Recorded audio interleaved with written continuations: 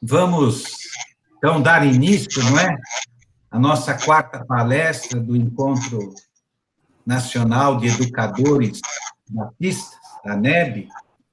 É uma alegria muito grande nós podermos realizar esses encontros e temos, graças a Deus, um aprendizado maravilhoso e eu acho que realmente ele foi muito oportuno nesse tempo que nós estamos vivendo, com, não é, da mais alta estirpe aí para os nossos professores, para os nossos gestores, colégios que estão participando, e eu dou boas-vindas a todos.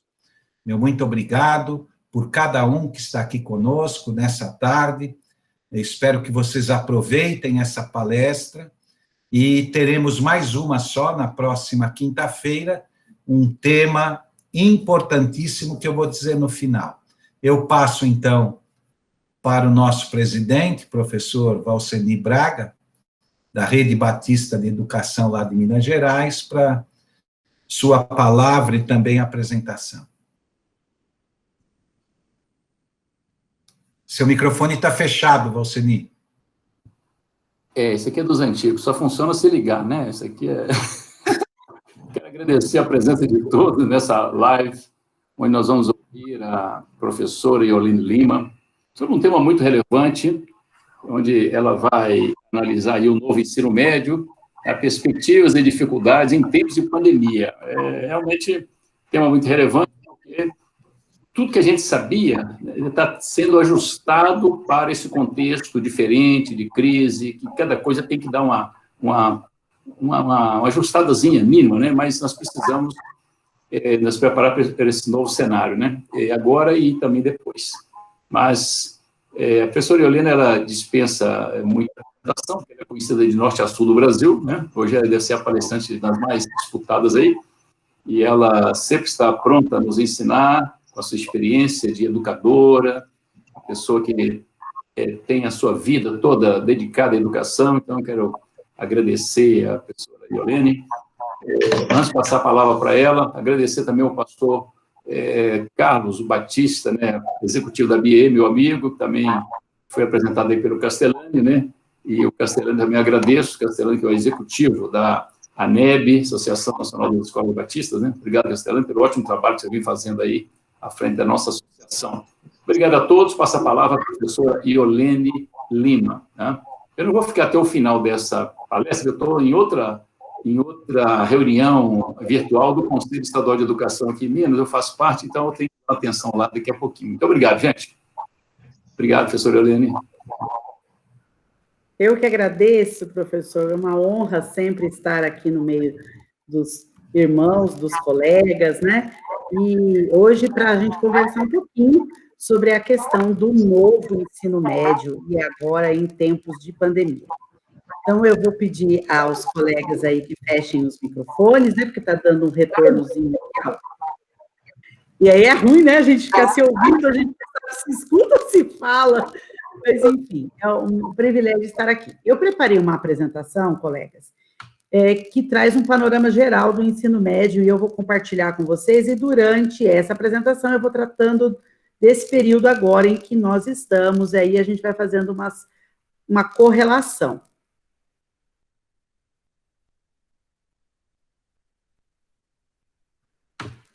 Então, o tema do dia de hoje é o novo ensino médio, as perspectivas e dificuldades em tempos de pandemia.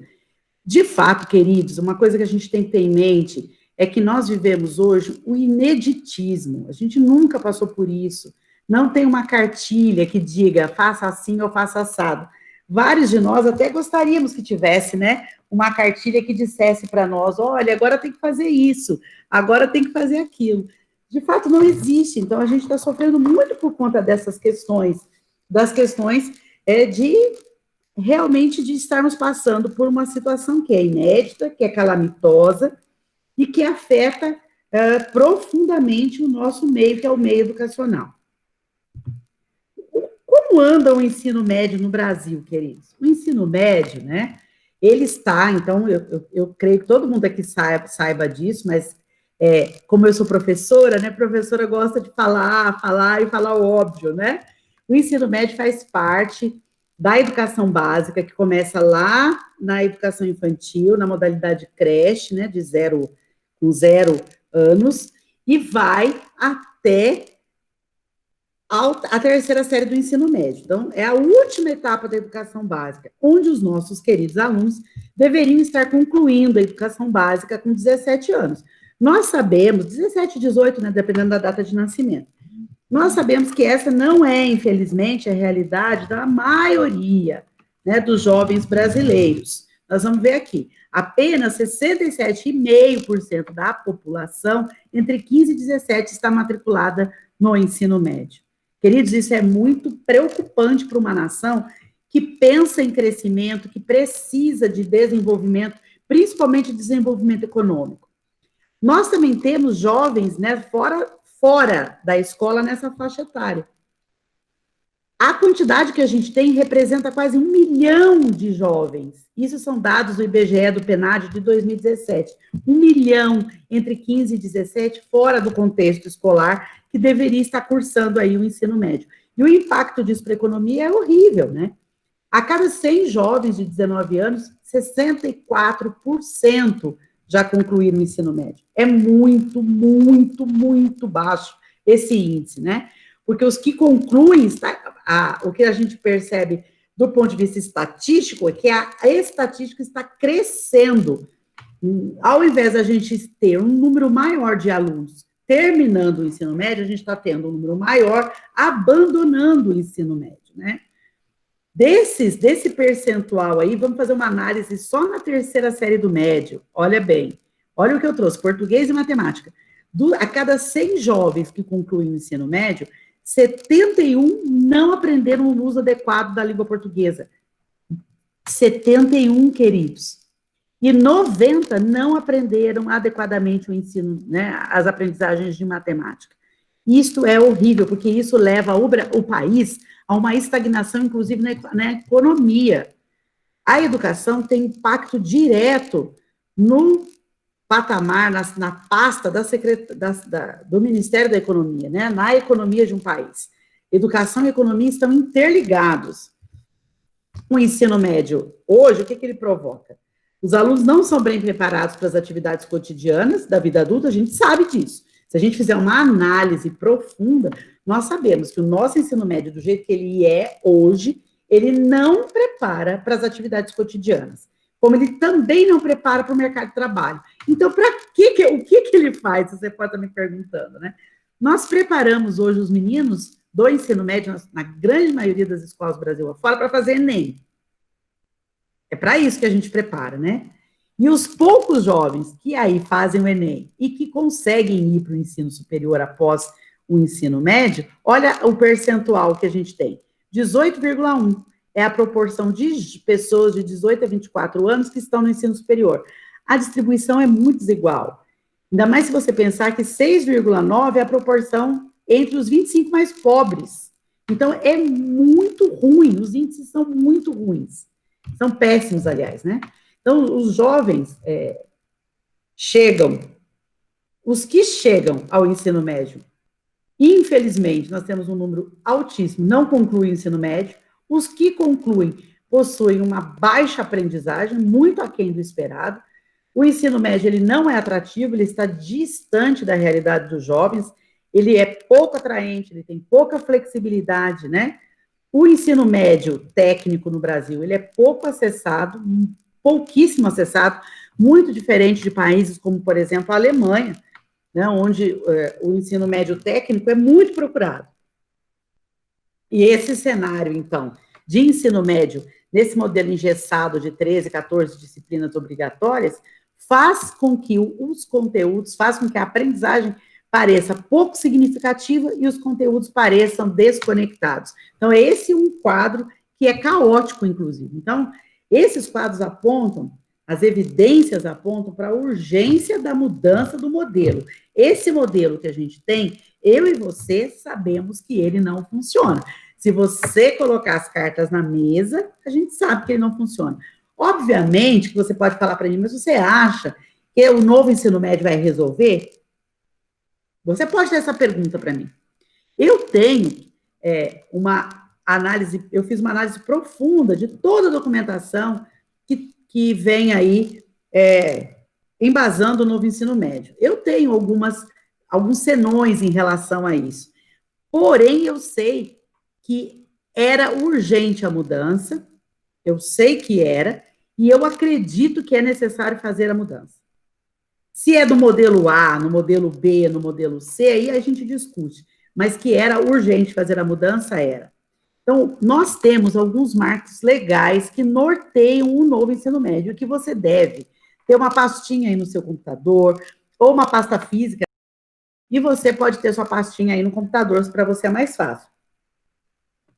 Eu trouxe aqui alguns marcos legais que norteiam o ensino médio. Então, nós temos aí a própria Lei 13.415, que essa você deve ter em cima da sua mesa, né? Principalmente você que tem ensino médio na escola.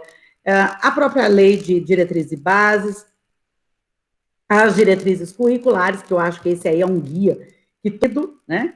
A própria BNCC do ensino médio, o Plano Nacional de Educação, ele é muito importante, ele traz as metas, né? E as duas portarias aí, que são portarias que estão mais vinculadas à rede pública, mas que é interessante a gente conhecer, que é a portaria do MEC 649, que é de apoio ao novo ensino médio, depois a outra portaria 1024, que também fala sobre o programa Dinheiro Direto na Escola. A gente tem ainda outras, a portaria do MEC, a 1023, que é a de fomento ao ensino médio de tempo integral, que é para a rede pública, mas é muito interessante você conhecer. A resolução do FNDE, que é o programa Dinheiro Direto na Escola para o novo ensino médio. Agora, o que afeta você diretamente? Os referenciais para a elaboração dos itinerários formativos. Esse referencial, a gente imprime, sei lá, baixa, põe no celular, manda para os professores, faça capacitação com os professores. Aí nós temos o documento orientador do MEC, do Programa de Apoio ao Novo Ensino Médio, e o Guia de Implementação do Novo Ensino Médio. São esses os materiais, os referenciais para os itinerários, é esse de capinha azul, está lá no site do mec.gov.br, tá? Você consegue baixar com a maior facilidade, tá? Aí tem a resolução 3, né, que atualiza as DCNs do ensino médio, as diretrizes, o guia de implementação do novo ensino médio, que é passo a passo, foi validado aí pelos fóruns, né, pelo CONSED, num grande esforço realmente de todas as associações e órgãos vinculados à educação, para que a gente pudesse realmente dar um salto qualitativo no nosso ensino médio. A regulamentação, as diretrizes curriculares nacionais, que foram aprovadas em novembro, trazem algumas regras, tá? Que devem ser seguidas pelos sistemas de ensino. E aí, voltando a explicar, o que é o sistema de ensino? Nós, da rede privada, não somos um sistema de ensino. Nós estamos vinculados a um sistema de ensino, tá? A escola privada, ela é uma concessão do Estado. Ela é tida como uma educação suplementar. Então, como nós somos uma concessão do Estado, nós somos vinculados a ele. Então, nós pertencemos a um sistema. Em alguns lugares, as escolas privadas estão vinculadas ao sistema municipal. Em alguns lugares, estamos vinculados ao sistema estadual, que é o mais comum. Mas estamos vinculados a um sistema. E aí, alguns pontos de destaque nas diretrizes curriculares que você já deve saber. Nas diretrizes, a gente tem a formação geral básica, dividida entre todos os anos do ensino médio, tá? E na formação geral básica, você vai encontrar lá língua, português e matemática presente em todos os anos. São as únicas, tá? Todos os municípios devem oferecer pelo menos 2 itinerários formativos de áreas diferentes. O município, não está falando escola, hein? Os estudantes podem optar por mudar de itinerário ao longo do ensino médio. Quem vai regular como é que vai ser feito isso? Os sistemas, tá bom? Os sistemas é que regulam. Então, nós temos alguns pontos de observação. Eu destaquei aqui alguns pontos que são positivos em relação a toda essa legislação que ampara o novo ensino médio. A flexibilização do currículo, gente, ficou ótimo. Agora, a gente só não faz se a gente não quiser, porque nós temos a garantia legal de que é possível flexibilizar currículo. O protagonismo do jovem, né, de que ele seja autor da sua aprendizagem, que ele aprenda a regular, inclusive, ser autorregulador da sua aprendizagem.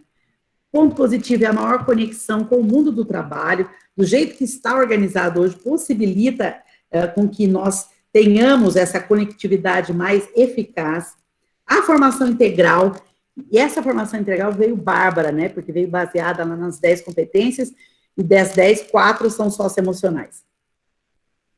O estímulo à interdisciplinaridade, a ampliação da jornada escolar, e isso você já tem que estar atento, hein? O ensino médio caminha para o tempo integral, então você tem que visualizar isso aí na sua rede, na sua escola. A maior autonomia às redes de ensino e a descentralização das ações, então isso foi muito bom. Mas nós também temos alguns pontos de atenção aí. Os documentos receberam muitas críticas também, porque eles vieram, né? A reforma foi aprovada por meio de medida provisória, depois foi regulamentada, mas isso fez com que tivesse pouca aderência dos atores chaves aí, com uma comunicação um pouco falha, então isso foi um pouco, está sendo ainda, né, um pouco traumatizante, mas eu tenho certeza que vai dar tudo certo. Falta de orientações complementares às redes, então a gente, por exemplo, hoje tem pergunta, como é que vai ser feita a transferência de itinerário? O aluno mudou de escola, estava no itinerário, como é que vai ser isso? Então, alguns conselhos estaduais não regularam isso ainda. Então, isso dá uma sensação de falta de porto seguro. São desafios. E desafios que nós vamos passar, obviamente. Tenho certeza disso. Mas a atenção à equidade, isso é muito preocupante, porque o que pode acontecer? Como nós temos mais recursos, entenda o que eu estou dizendo, recursos de mobilidade, de agilidade, principalmente, a tendência é que façamos melhores itinerários formativos. E aí isso pode acarretar um vácuo maior entre os alunos que estão na rede pública e os que estão na rede privada, né? Então, existe essa dificuldade aí. Vamos tratar agora sobre as principais mudanças. Então, nós temos aí, principais mudanças. Nós vamos tratar, a partir de agora, com legendas, e a própria legislação trata. Então, se acostume com FGB e IF. FGB é formação geral básica, tá? E IF, itinerários formativos. Então, a legislação diz que o ensino médio vai ser assim organizado. 1.800 horas de formação geral básica e, de outro lado, 1.200 horas para itinerários formativos, tá? Quais os passos, então, que as escolas devem seguir para caminhar na direção da implementação do novo ensino médio no meio dessa confusão que a gente está hoje, tá? Então, eu até coloquei aqui Rede Batista, olha que chique, coloquei aqui, né, modelos, algumas coisas para a gente pensar. Então, eu coloquei aqui projeto piloto 2020, porque alguns começaram a pilotar esse ano já, isso é muito bom, e alguns vão pilotar a partir do ano que vem. Nós temos a organização curricular do ensino médio prevista para 3.000 horas. Então, pensa aí, ó. Você tem 3.000 horas para 3 anos. Dessas 3.000 horas para 3 anos, você tem 1.800 para formação geral básica e 1.200 para os itinerários, também chamados de arranjos diversificados. Nessa formação geral básica estarão as áreas do conhecimento. As 4 áreas já definidas aí, que a gente já conhece, que o Enem trabalha, linguagens e tecnologias, então todas as disciplinas aí estão dentro dessa grande área, a matemática, ciências humanas e sociais aplicadas e as ciências da natureza e suas tecnologias. Então, tudo que a gente conhece hoje, e isso que eu acho que deixou a gente mais doido, porque tudo que a gente conhece de conteúdo, vamos falar assim, que a gente dava hoje, tem redes nossas aí que trabalham com 3.000 horas, 2.800, 3.100, e a gente trabalhava com essa formação geral básica distribuída em 3.000 horas, por exemplo. Agora nós vamos ter tudo isso em 1.800 horas. Tudo em 1.800. Então, isso está deixando muita gente quase sem dormir, né? Do outro lado, a gente tem os IF, que são os itinerários formativos, e aqui eu trouxe uma proposição, é um modelo, necessariamente você não precisa fazer assim, é uma ideia, com 4 itinerários formativos, acompanhando as 4 grandes áreas de conhecimento. Eu, como gestora, pedagoga, prof de ensino médio, eu creio que assim fica mais fácil para a rede privada, para organizarmos embaixo do guarda-chuva das áreas de conhecimento. Então, eu dividi aqui 4, como modelo, né, 4 itinerários formativos dentro das 4 grandes áreas do conhecimento, tá? Dentro dos itinerários formativos, a legislação diz que nós temos 4 eixos estruturantes. Quais são esses eixos estruturantes? Investigação científica, empreendedorismo, processos criativos, mediação e intervenção social, sociocultural. Então, esses 4 eixos estruturantes, eles têm que perpassar os itinerários formativos. Necessariamente, um itinerário formativo não precisa ter os 4 eixos estruturantes. Você pode montar um itinerário formativo em cima de 1 ou 2 eixos. Mas se você me perguntar, como pedagoga, como estudiosa do ensino médio, o que eu acho mais interessante? Eu acho que é muito mais interessante se você conseguir montar um itinerário formativo que abranja, que ocupe, que consiga capilarizar pelos 4 eixos estruturantes. Dentro dos itinerários formativos, quais seriam as formas de oferta? O que a legislação diz? Que tipo de itinerário formativo uma escola pode montar? E ela divide ela apresenta na legislação de 3 maneiras os itinerários formativos: projeto de vida, unidades curriculares e arranjos curriculares. É isso que a legislação fala. Ela fala em projeto, em unidades curriculares e arranjos curriculares, tá? Olha bem, essas unidades curriculares, elas podem ser o que a gente já tem nas nossas redes, como eletivas orientadas. Vários de nós aqui, nas nossas escolas, nas nossas propostas pedagógicas, vamos falar como a base fala e como a BNCC fala, né? A base e a LDB fala. A LDB fala em propostas pedagógicas. Várias das nossas propostas pedagógicas já trazem eletivas orientadas. Então, as eletivas, quem já tem, vai entrar dentro de unidades curriculares. Os arranjos curriculares são trilhas de aprendizagem. Você pode fazer uma trilha de aprendizagem. Então, vou dar um exemplo aqui. Você tem alguns alunos lá na sua rede que são maravilhosos em matemática e amam, participam de todas as Olimpíadas do mundo.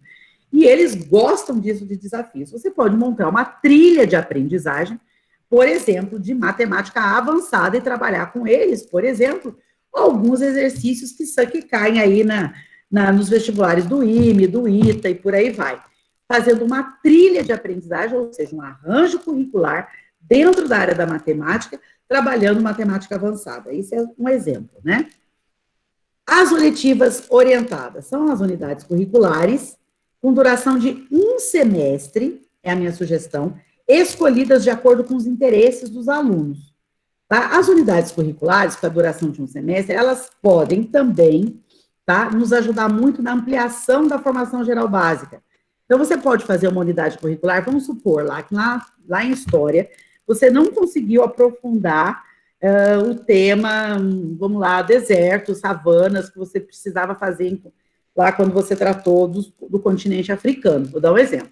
Você pode montar uma unidade curricular só sobre desertos e suas especificidades, ou as curiosidades do mundo do deserto, ou as curiosidades do deserto da África, ou contrapondo desertos africanos versus desertos do mundo, né? Para você ampliar a formação geral básica, que são conteúdos que você não conseguiria trabalhar, porque não dá tempo, você tem só 1.800 horas agora, mas que você queira ampliar. Então, você pode usar as unidades curriculares como uma forma de ampliação da FGB. Só que, primeiro, elas são eletivas, ou seja, o aluno escolhe, porque faz parte dos itinerários formativos. Então, você não vai fazer um negócio chato, maçante, que o aluno não vai se inscrever, né, gente? Você pode também trabalhar aqui, nas unidades curriculares, a valorização do contexto local. Ou você trabalhar, por exemplo, você tem um professor que manda muito bem em laboratório. Ele é muito bom em práticas de laboratório de biologia e física, ou biologia, por exemplo. Você pode montar uma eletiva orientada de laboratório, práticas de laboratório avançada, ou práticas de anatomia no laboratório, para ampliar a unidade curricular trabalhada lá de fisiologia humana na biologia, valorizando o docente que você tem, então, usando os talentos que você já tem e ampliando juntamente a formação geral básica. Outras possibilidades aqui que eu trouxe para a gente conversar. Você também pode, e a gente precisa nesse momento, em tempos de pandemia, utilizar a aprendizagem mediada por tecnologia. Lembrando que a legislação garante para nós 20% lá da carga do ensino médio sendo colocada em atividades remotas. Isso a legislação já nos garantia antes da pandemia, tá? Então, você fique tranquilo em relação a isso. Nós podemos aí utilizarmos, inclusive, de aumento de carga horária de inglês, como uma possibilidade de eletiva orientada. Você pode dar curso de Libras, outros cursos, mecatrônica, iniciação a, sei lá, a engenharia elétrica. Você pode utilizar a sala de recursos, vocês sabiam disso? O que é a sala de recurso? A sala de recurso é a sala de possibilidades. Se a escola tivesse um itinerário formativo de matemática básica, por exemplo, dentro de uma sala de recursos, eu seria uma aluna que se estivesse vivendo agora, faria minha inscrição lá. Por quê? A sala de recursos, né, poderia promover uma eletiva de matemática básica para os alunos do ensino médio, aqueles alunos que têm alguma dificuldade nessa área e que queiram aprender para dar vazão aos outros conteúdos da matemática dos demais anos do ensino médio. As formas de oferta para as eletivas, elas podem ser por disciplina, tá? Então, pode ser na disciplina de matemática, como eu falei, na disciplina de história, pode ser por projetos integradores de 2, 3 disciplinas juntos, pode ser por meio de oficinas, ou seja, práticas, ou até mini cursos. Você pode fazer um curso aí vou dar um outro exemplo da área de língua portuguesa, de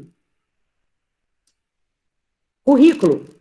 Como elaborar seu currículo e se portar numa entrevista, por exemplo, uma eletiva para o mercado de trabalho, que vai estar aí juntando disciplina de língua portuguesa, vai estar, inclusive, ajudando em algumas questões de história e de geografia, porque a gente tem que falar com os meninos, por exemplo, a se portar numa entrevista, ele tem que conhecer o que está acontecendo naquela empresa e o que está acontecendo no mundo relacionado àquele fragmento da economia daquela empresa que ele está pleiteando uma vaga. Então, é um projeto integrador, inclusive, isso, né? Clubes, então, por exemplo, tem várias escolas que têm clube de ciências. Então, os clubes também podem ser usados como eletivas. Monitoria, que vários de nós já temos, né? Que são, às vezes, é até um aluno que está no estágio mais avançado que faz monitoria, ou algumas escolas chamam essas monitorias de plantão de dúvidas, a gente também pode usar como eletiva orientada. Núcleos de estudo, então, nós vamos poder criar núcleos, como a universidade tem. Núcleo de estudo de, sei lá, de equação básica, núcleo de estudo de genética, a gente pode ter isso. Incubadora de negócios. Isso vai poder ser eletiva orientada. Gente, a gente pode fazer incubadoras, inclusive incubadoras de startups dentro das nossas escolas. Olha quanta coisa, ainda mais nesse tempo de pandemia, onde a economia está em declínio, precisamos incentivar demais o eixo estruturante do empreendedorismo. E as incubadoras vão ajudar muito nisso. Quem pode nos ajudar nisso, queridos, é o próprio Sebrae. O Sebrae tem cursos muito bons nessa... Ai, meu Deus, justo agora estou com o telefone, acredita? Nessa área, que pode nos ajudar, que pode fazer uma parceria muito legal com a gente. E os próprios estágios, por exemplo. Algumas temáticas aqui pré-eletivas, eu deixei algumas aqui, podem ser voluntárias, científicas, tecnológicas, podem ser Olimpíadas, você pode fazer uma eletiva só para Olimpíadas, para esses meninos aí, quando eu falo meninos, é meninos e meninas, tá, queridos? Esses meninos que gostam que tem essa alta competitividade, que gostam de participar das Olimpíadas, nós podemos ter as famosas turmas olímpicas dentro de um itinerário, dentro de uma temática de eletiva. As trilhas de aprendizagem, que são os arranjos curriculares, né, eu deixei aqui algumas reflexões para nós. Elas são sequências, podem ser sequências de unidades curriculares que o estudante deve percorrer a partir do...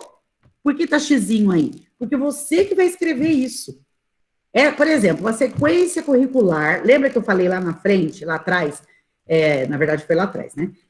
Lá atrás sobre uma trilha de aprendizagem sobre matemática avançada.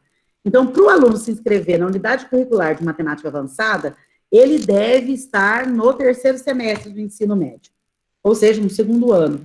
Nós é que vamos ter que escrever isso, essa arquitetura, somos nossas equipes pedagógicas que nós vamos montar isso, para poder definir como que esse menino vai percorrer esses arranjos, né? E como vai ser esse aprofundamento progressivo nessas áreas. Nós que vamos dizer se a matrícula vai ser feita em uma trilha no 3º semestre, em 2 trilhas no 4º semestre, se vai ter duração de 4, de 3, de 2, se vai ser organizada pelos eixos estruturantes, quais eixos estruturantes vão perpassar. Nós vamos poder dizer se os meninos vão poder trilhar 2 trilhas ao mesmo tempo, de acordo com o tamanho da escola, de acordo com o número de alunos que você tem. Agora, essa última aí, que é a possibilidade de mudança de trilha no decorrer dos semestres, é bom você ficar de olho no que o seu conselho estadual diz. Porque senão a gente faz um negócio, o conselho estadual fala outro, aí depois que esses alunos pedem transferência, e como é que fica? Então, só esse último item aí que eu oriento com que você olhe primeiro o que é que o conselho estadual do seu estado está falando aí, tá bom? E temos como dentro do IF, do itinerário formativo, a possibilidade, que não é possibilidade, né? Mas é uma possibilidade de itinerário, nesse sentido que eu estou dizendo, do projeto de vida. O projeto de vida, ele está embasado numa narrativa. Qual é a narrativa? A narrativa de quem eu sou, quem eu quero ser e o meu papel no mundo. Fazer com que os meninos reflitam sobre essas 3 perguntas, né? E desenvolvam um projeto para a própria vida. É nesse sentido que vem o projeto de vida, fazendo toda uma análise da vida do estudante. Ou seja, quem eu sou? Eu sou uma pessoa que falo muito? Se eu sou uma pessoa que fala muito, posso ser professora. O professor fala muito, não é verdade? Agora, se eu sou uma pessoa que não gosta de falar, não gosta de me expor, tem uma dificuldade tremenda em falar em público e quero ser professora, eu vou ter muitos problemas com isso, né? Então, o projeto de vida é para pontuar para os meninos quais seriam as oportunidades para o mundo do trabalho, mas não só para o mundo do trabalho, as oportunidades dele como ser humano e como ele pode crescer mais enquanto ser humano e como ele pode fazer para atingir outro ser humano em qual sentido? De melhoria de qualidade de vida, de relacionamentos pessoais. Então, eu sou apaixonada pelo projeto de vida, porque ele dá a oportunidade dos nossos estudantes realmente se conhecerem, de conhecerem um outro e quem é esse outro, e das possibilidades de impacto que eles podem ter na vida do outro, né? E na vida da sociedade. É lindo isso. O projeto de vida é maravilhoso. Ele traz autoconhecimento, ele traz a possibilidade da elevação da autoestima, ele traz o tema responsabilidade o tempo todo, né? Que vocês sabem tão bem quanto eu, a dificuldade que nós temos com os nossos jovens hoje no que tange a responsabilidade. Você desperta nos meninos o protagonismo e a importância do protagonismo, a relevância do desenvolvimento e do trabalho com as habilidades socioemocionais e a transição, né, entre o ensino médio e a universidade, entre o ensino médio e o mercado de trabalho, tudo isso nós trabalhamos no projeto de vida. Para a elaboração do projeto de vida, algumas coisas a gente tem que ter em mente. Primeiro, o projeto de vida pressupõe uma mentoria. Então, pensem muito na hora de elaborarem a arquitetura do ensino médio, quem ficará responsável pelo projeto de vida em cada um dos anos do ensino médio. E deem aos meninos a possibilidade, inclusive, de escolher mentoria. Quem é o professor que você gostaria que fosse seu mentor no projeto de vida, né? E lembrando que o projeto de vida, ele vai trazer aí a oportunidade da gente fazer um equilíbrio e um contraponto ao mesmo tempo de orientação profissional e socioemocional, tendo em vista técnicas de estudo, acesso ao ensino superior e oportunidades de serviço. Só o projeto de vida dá uma live, tá? Só o projeto de vida, fica a dica para a NEB, que é muita coisa. Aí eu trouxe aqui um exemplo de trilhas de aprendizagem para uma unidade piloto X, tá? E aí coloquei, ó, esse é um exemplo. Esse material, não precisa ficar tirando foto, tá, queridos? Eu vou disponibilizar para a NEB. Fica sossegado. Eu preciso que você preste atenção para fazer pergunta, né? Esse tipo de coisa aí. Se é que eu vou saber responder, né? Que aqui tem gente fera nesse grupo aqui. Então, ó, trilhas de aprendizagem. Dentro da área, lembra que eu falei que eu e Olene preferi usar as trilhas dentro das áreas. Então, na área de linguagem e suas tecnologias, aí uma trilha que eu montei aqui seria a trilha de comunicação científica, é o exemplo.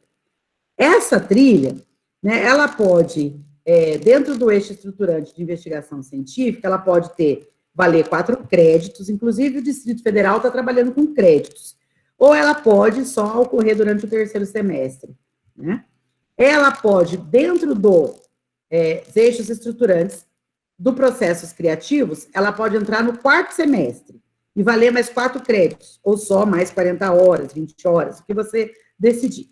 E aí, dentro de cada eixo estruturante, tá vendo que eu usei, ó, investigação científica, processos criativos, mediação, intervenção e empreendedorismo, eu perpassei por vários semestres do ensino médio, dentro da trilha comunicação científica, um total de 16 créditos, ou 40 horas, ou 80 horas, né, se você quiser fazer em horas, mas perpassando pelos eixos estruturantes com uma trilha só, uma trilha chamada comunicação científica, porque é para ajudar os meninos depois, né, na estruturação e na escrita das suas resenhas, dos seus artigos, lá para a universidade, já dando um pontapé inicial aqui no ensino médio.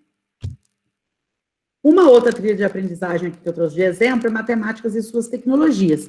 Aí, coloquei trilha chamada números e seus múltiplos significados. Fiz o mesmo processo, coloquei a trilha em vários semestres do ensino médio, abordando os 4 eixos estruturantes, com total ali já coloquei em carga horária, para você ter uma ideia, tá? Uma outra trilha que eu coloquei aqui, ciências humanas e sociais, antropologia, um exemplo, passando também pelos 4 eixos, com um total de uma carga horária um pouco maior. Tá vendo? A carga horária é você que vai definir, a arquitetura ela é sua. Lembrando, 1.800 horas na formação geral básica, 1.200 horas nos itinerários formativos. Aqui uma trilha de ciências da natureza, uma trilha de meio ambiente, também seguindo o mesmo processo, de oportunizar aos meninos os 4 eixos estruturantes do novo ensino médio. Então, a conclusão do ensino médio é em 3.000 horas. Você tem a FGB de 1.800 e os IFs com 1.200. Os IFs podem ser organizados tendo projeto de vida. Você vê que o projeto de vida ele vai estar sempre. Você escolhe unidades curriculares e trilhas ou eletivas e educação profissional técnica, o projeto de vida vai estar presente. Então, já falo uma coisa para você. Se você não tem nada escrito, se você não conhece nada de projeto de vida, eu te desafio a mergulhar profundamente sobre isso, porque o ensino médio, o novo ensino médio tem que estar operando ano que vem, e o projeto de vida tem que estar em operação, porque é uma construção ao longo do ensino médio. Isso significa que o projeto de vida já tem que estar em operação na primeira série do ensino médio. Há algumas mudanças na organização do trabalho pedagógico aí, né? Então, eu trouxe aqui uma organização em blocos. Então, primeira série dividida em bloco 1, bloco 2, né? Que seria o 1º e 2º semestre, a 2ª e a 3ª, tá? Com 1.800 mais 1.200, e o regime semestral com matrícula por unidades curriculares com sistema de créditos. Esse é um projeto que, inclusive, está em operação no Distrito Federal, tá? Olha aqui. Você pode me perguntar, mas como? Aí eu trouxe um como aqui para você. Uma reorganização semestral, tendo em vista a FGB de 1.800 horas. Ó, as áreas do conhecimento. Então, eu tenho linguagens, matemática, ciências, tá vendo? Um total de 880 horas nessa primeira fase aqui. Observe que não tem todos os eixos no primeiro semestre. Observou? No primeiro semestre, o que eu tenho? Linguagens e matemática, porque é obrigatório, a legislação diz que tem que ter em todos os anos, mas eu trouxe num semestre ciências e no outro semestre ciências da natureza, e no outro semestre eu trouxe ciências humanas e sociais aplicadas. Você precisa fazer assim? Você pode perguntar, eu preciso fazer assim? Obviamente que não. Essa é uma reorganização, é um modelo para você. O que você precisa cada escola conhece a sua própria realidade, né, o seu número de professores, as oportunidades que tem aí, inclusive financeiras, para fazer tudo isso. Trouxe também um exemplo de como pode ser um horário semanal baseado aqui, ó, nessa reorganização semestral com 880 horas. Então, ó, eu prefiro, aqui eu e Olene, conhecendo bem adolescentes, né, 33 anos mexendo com eles, então, ó, eu prefiro colocar a formação geral básica todos os dias. Então, as unidades curriculares da formação geral básica em azul, tá vendo? Estão todos os dias. Não 6 aulas. Quebrando com eletivas orientadas, projeto de vida e o acompanhamento das aprendizagens, tá? São trilhas. Então, mas eu coloquei FGB todos os dias. Tem gente que já prefere esse outro modelo, concentrar tudo que é diferente em alguns dias e trazer tudo da FGB para outros dias. Eu acho muito complicado isso, porque o nosso calendário tem muito feriado, vocês sabem disso, e é extremamente complicado, né? Porque daí, por exemplo, se o ano tiver 5, 6 feriados na sexta-feira, olha quantas aulas os meninos perderam dessas disciplinas. Então, é complicado isso. Então, eu prefiro mexer, mas essa é uma opinião da IO, tá? Como você pode fazer a inscrição do itinerário formativo? Gente, Google Forms. Agora, com a pandemia, nós aprendemos que tecnologia é tudo de bom. Então, você pode abrir, dei até um exemplo aí, né? Você pode abrir, né, uma inscrição do itinerário formativo. Você fala para os meninos, olha, o link do Google Forms vai estar disponível na agenda digital ou no plataforma a 0 hora do dia tal. Enquanto houver vaga, você consegue se inscrever ali. Quando você tentar se inscrever em tal itinerário e não conseguir, significa que as vagas foram esgotadas. É uma sugestão para vocês, né? Em tempos de pandemia, a gente não pode desconsiderar o contexto brasileiro. E qual é o contexto brasileiro? 67% dos domicílios possuem internet, mas 67%, queridos. Então, mesmo a nossa realidade, estando em rede privada, a gente precisa considerar que nós temos muitos jovens de ensino médio hoje que não têm acesso à internet. E eles estão aí, alguns deles, né, coitados, eu digo coitados não no sentido de desmerecer, mas no sentido de estar em empatia, em compaixão com eles, alguns aí, né, soltando fogo pelas ventas, como dizia minha avó, com preocupação, por exemplo, com o Enem, porque o Enem vai chegar, o data da prova vai chegar, eles estão, por mais que as nossas escolas estejam mandando aula, e dando aula, nós sabemos que a aprendizagem não é a mesma. Nós aqui não vamos tapar o sol com a peneira, a aprendizagem existe, é lógico que existe, mas muitas das habilidades que nós precisávamos trabalhar com os meninos, porque nós precisávamos, inclusive, dos laboratórios, né, de estar com eles, deles estarem fazendo a investigação científica em loco, então nós precisamos considerar tudo isso nesse momento. Algumas lições de casa para nós, enquanto rede. Nós precisamos utilizar a inteligência de mercado nessa hora, ou seja, fazer uma pesquisa, vasculhem não só o que outras redes estão fazendo em relação ao ensino médio, mas como outros países que têm um ensino médio tão bom, como, por exemplo, vou citar aí Singapura, né, como também a própria Alemanha, como os Estados Unidos, tem alguns projetos muito bons por lá. Utilize inteligência, então pesquisem, acho que é a base da educação, inclusive, né? Nós precisamos planejar a transição desse modelo. Por que transição? Porque tem gente que já me disse assim, ano que vem eu vou migrar tudo. Então, cuidado, vou migrar tudo. O que significa migrar tudo?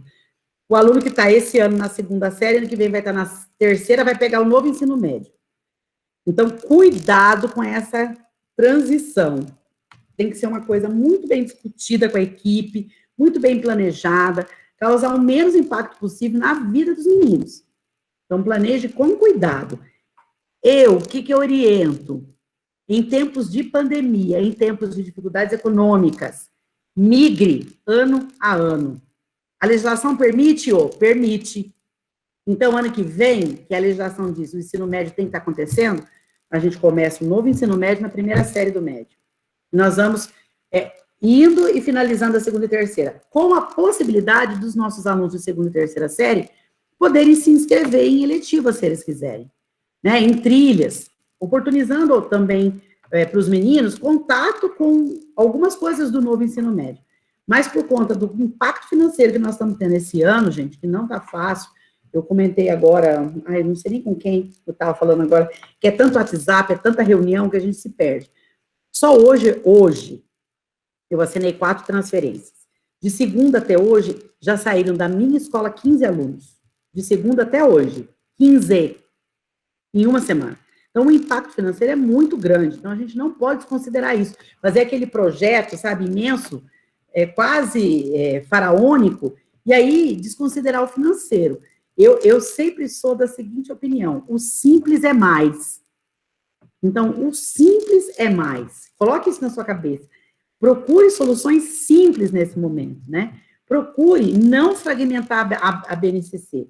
Trabalhar os itinerários com educação integral, pensando na questão socioemocional, avaliando carga horária e mensalidade, a sua estrutura. De repente, você organiza um projeto que você precisa de 5 salas, mas você tem uma. Então, pense na sua estrutura, né? Defina a questão da sua posição aí em relação ao trade-off, que é a questão de preparação para os vestibulares. Então, você está preocupado com ranking? Então, se você está preocupado com ranking, mas o MEC não divulga ranking, mas a gente sabe como é que são as coisas, né, gente? O MEC não divulga, mas outros meios divulgam. Então, se você está preocupado com isso, como é que você vai fazer aí a preparação para os vestibulares, né? Preparação para Enem.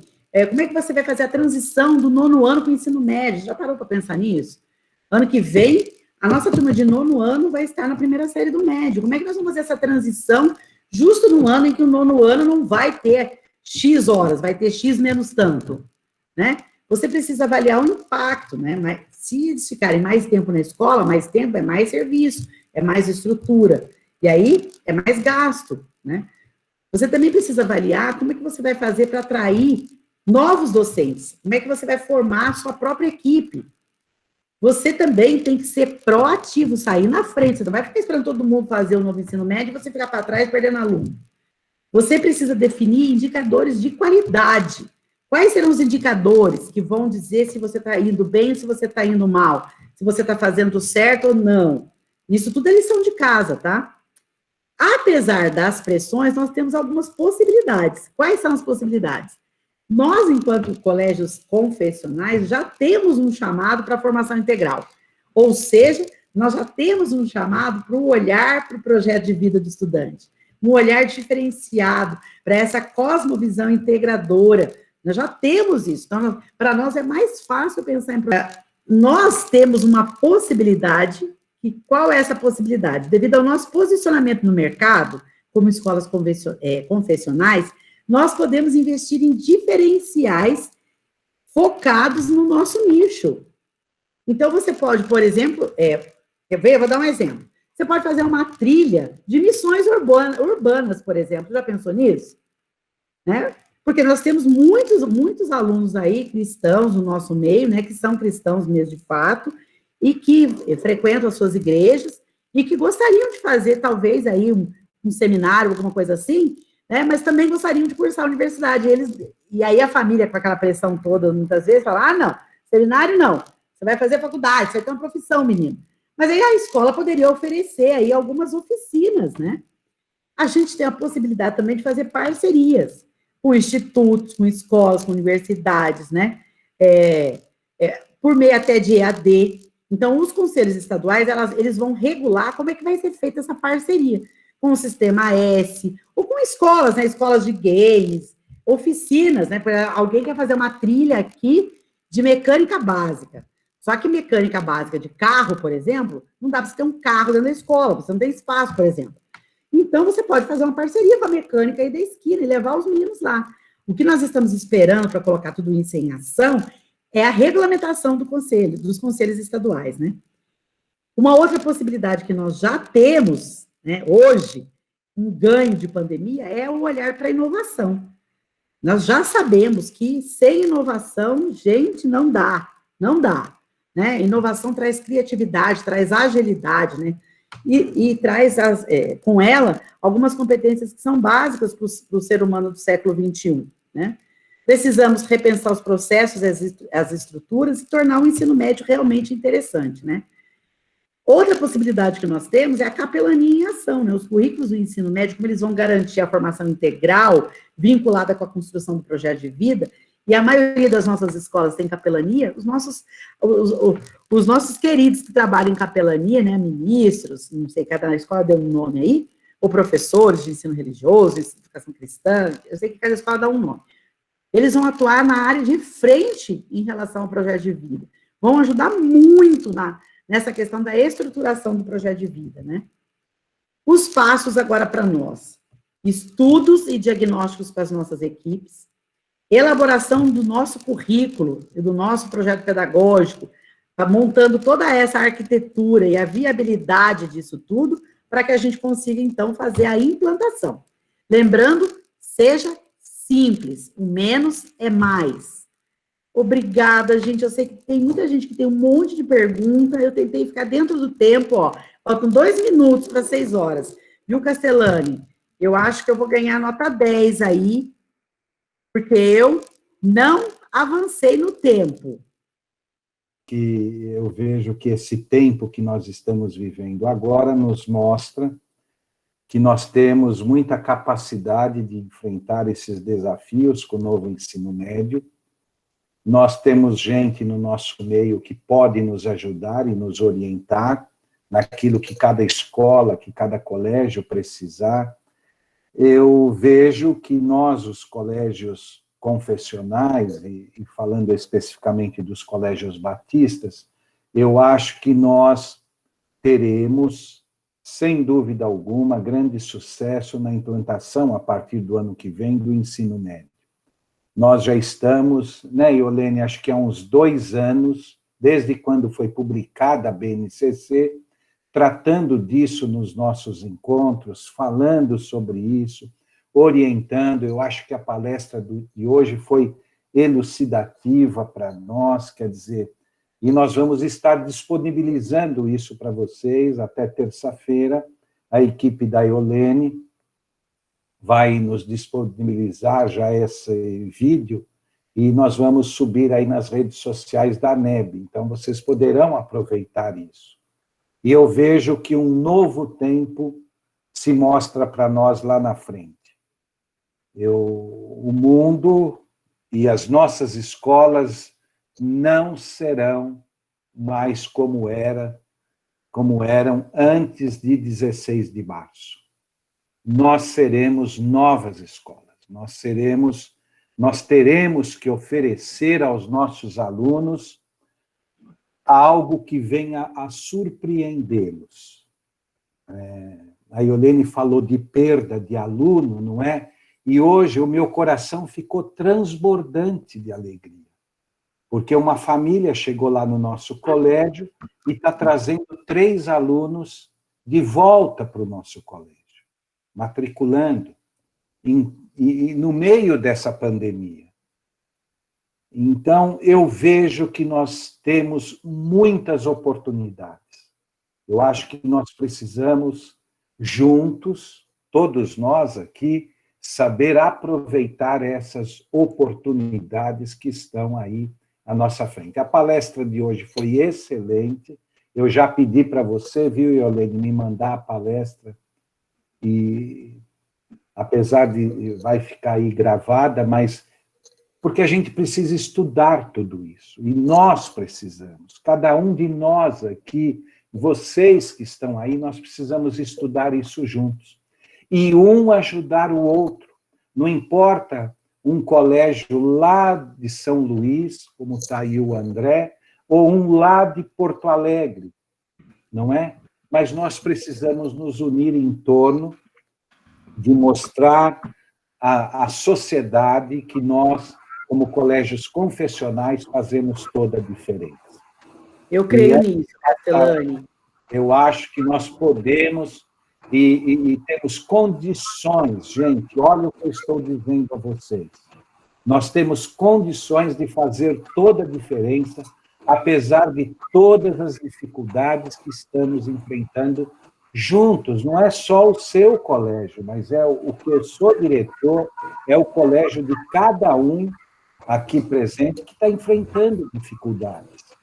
Mas eu acho que a hora que a gente se une e troca experiências, nós nos fortalecemos, nós nos ajudamos mutuamente e nós podemos enfrentar essa crise muito mais forte. Eu quero, antes de passar a palavra para o nosso presidente, informar para vocês a última palestra da próxima quinta-feira.